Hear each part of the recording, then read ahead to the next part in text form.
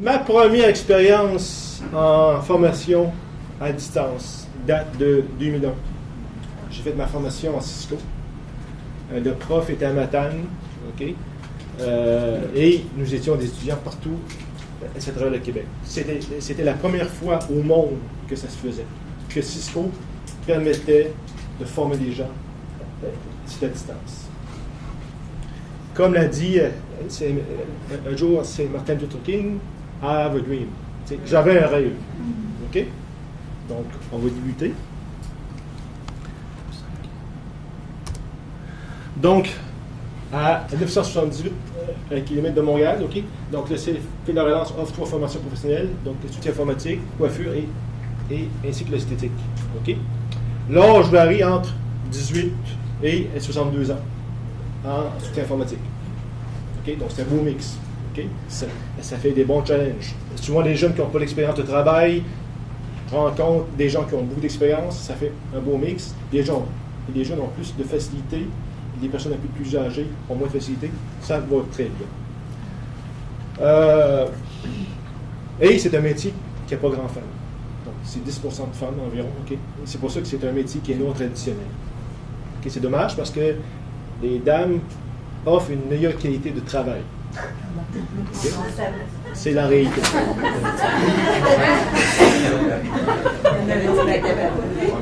de problème.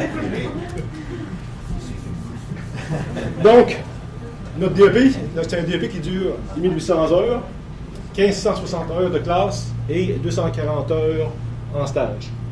Nous autres, on a débuté en février 2000 avec 24 étudiants. En 2002-2003, on a cru remarquer une baisse de clientèle. OK? Mais moi, j'avais toujours l'idée qu'un jour, je ferais le cours à distance. OK? Parce que ça trottait. OK? Donc, dès 2003, début du processus de l'individualisation. OK? Parce qu'avant d'aller vers le cours à distance, on a commencé par individualiser le cours. Quand tu bégayes, c'est dur à dire en Donc, mais pour ça, on a créé nos propres volumes. OK? Parce que vous savez comme moi que les livres en informatique coûtent très cher. OK? Donc, on a créé nos propres volumes. Et on peut mettre à jour facilement nos propres volumes, parce que c'est sous forme de cartable. Quand il y a une partie qui est plus bonne, on change la partie et on imprime la nouvelle version. Okay? Très simple.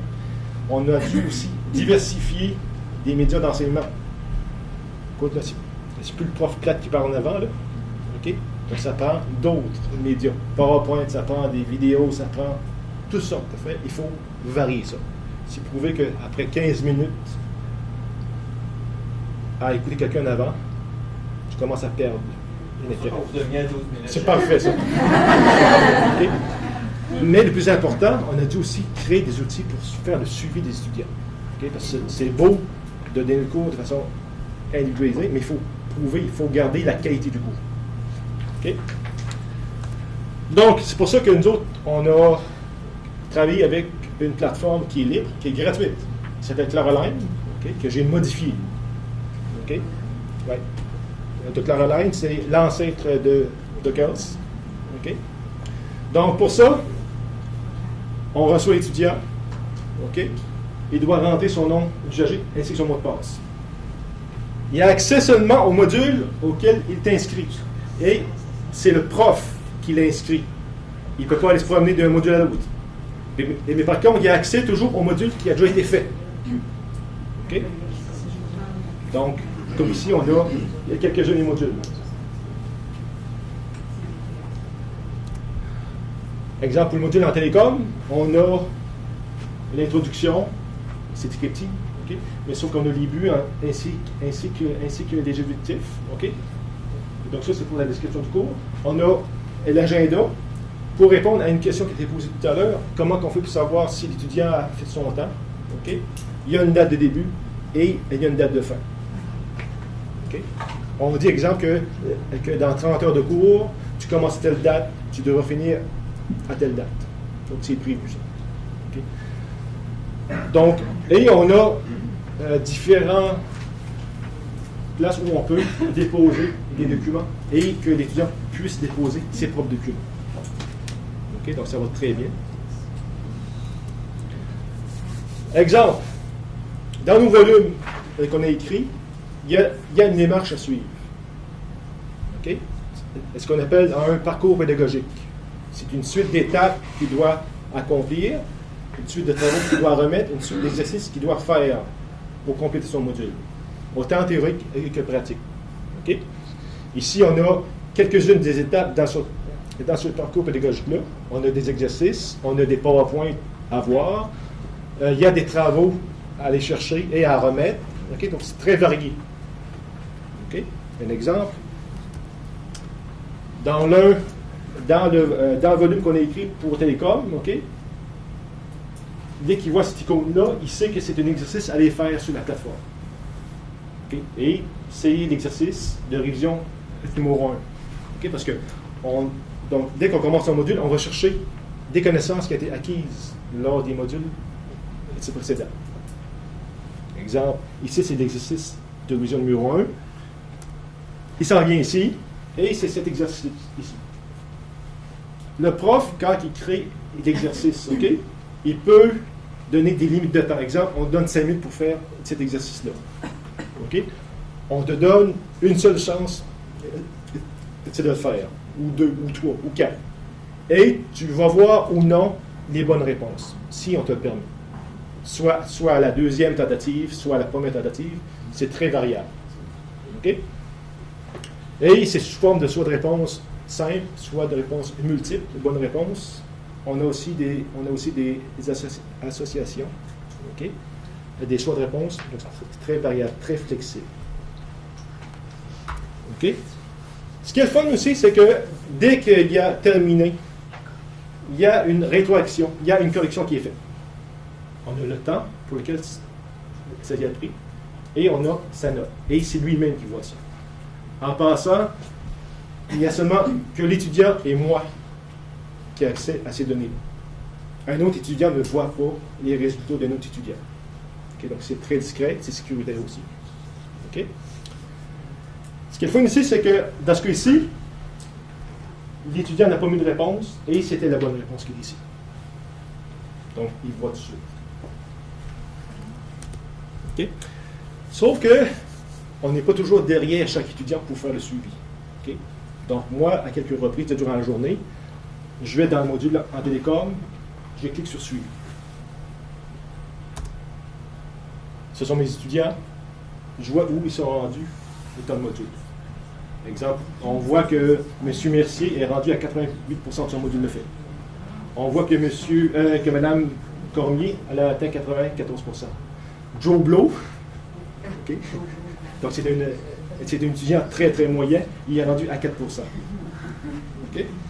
Ce qu'il faut savoir aussi, c'est que on a un groupe en classe à des niveaux différents, qui débutent, qui terminent et qui sont en pleine multifondation et qui sont dans différents modules. Okay. Base de données, télécom, programmation, réseau, ainsi de suite.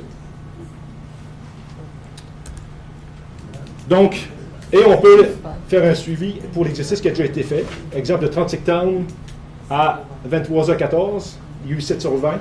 Puis, avec on s'est appris les 18 minutes, c'est 23 secondes.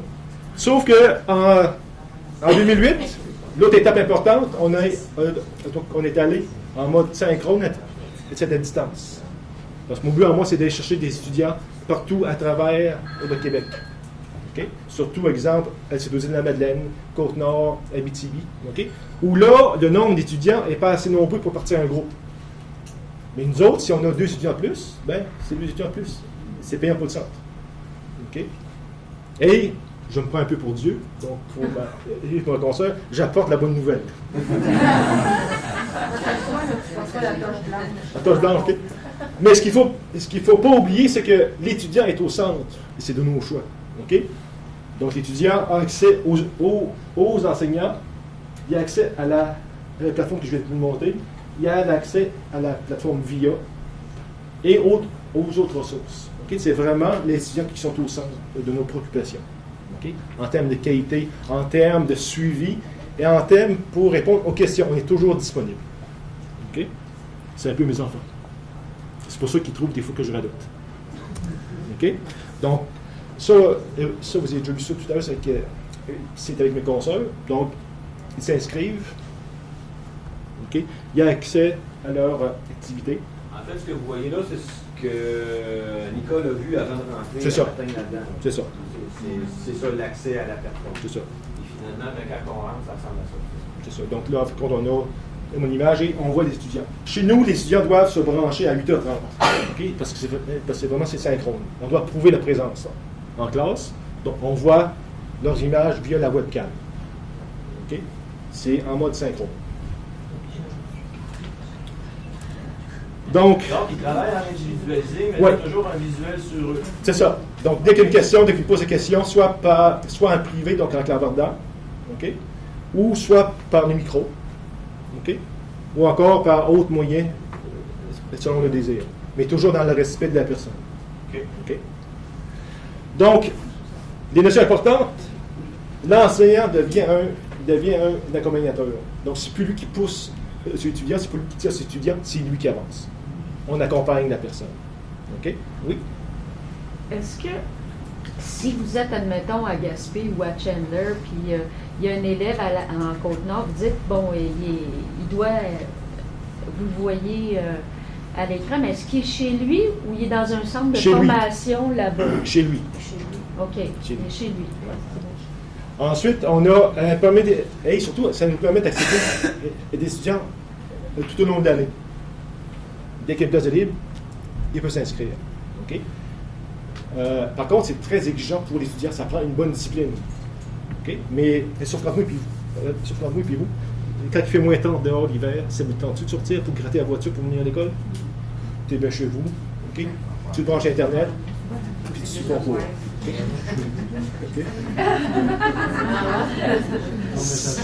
C'est un travail d'équipe et l'étudiant fait partie de l'équipe. Okay? Parce que c'est lui, il est responsable de sa réussite.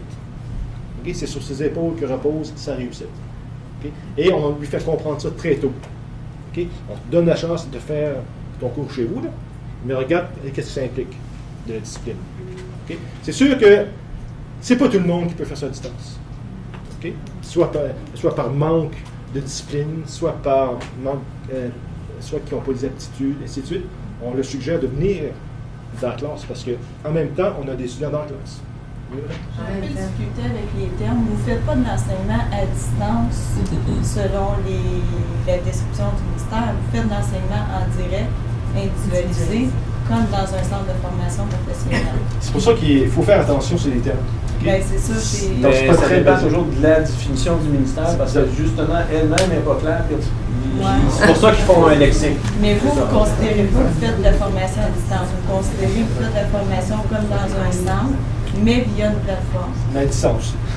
Vous faites les deux, en fait. Vous avez des élèves à la fin dans la classe, et vous avez la caméra qui est sur vous, puis vous pouvez voir les élèves en plus à leur maison. Oui. Mais c'est une approche individualisée dans le sens que chacun va à son rythme, puis lui, il ne donne pas de magistral comme tel. Mais, juste pour compléter, eux autres, ils ont choisi de l'ouvrir toute la journée et les élèves sont obligés d'être connectés pour justifier la présence et justement, j'imagine, le financement par ETP.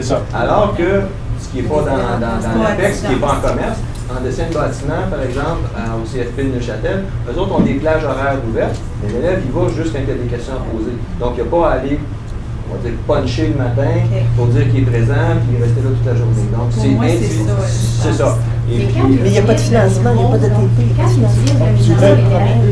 les autres élèves entendent tous.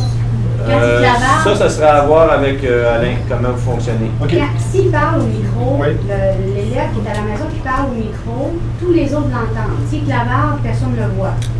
Quand il clavarde, soit que c'est en privé, parce que tu peux choisir de privé, ou encore soit que tout le monde le voit. C'est deux choix de personne. Oui, monsieur?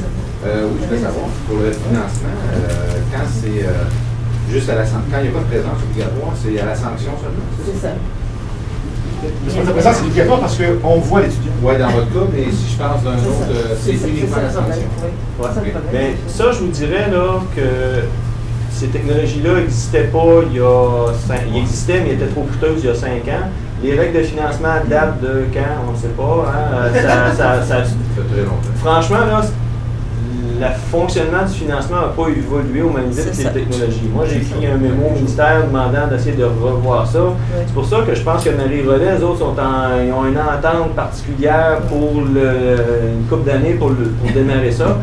Je pense qu'il y a une écoute au ministère pour, en fait, une ouverture pour qu'il y ait des nouvelles formules. Hein? On en manque en juridique, on en manque en médical. On veut que les gens se forment. On est en crise économique, il y a des gens qui ont des besoins, sont en région éloignée, il y a un paquet de besoins. Fait qu'il faut qu'il y ait une ouverture. Donc, si vous avez des idées, vous avez une clientèle spécifique, un programme que vous voulez lancer, faites vos demandes et puis je vous donnerai des noms à qui parler, parce que ça aussi, ça a évolué dans les derniers 6 mois, dans les dernières années.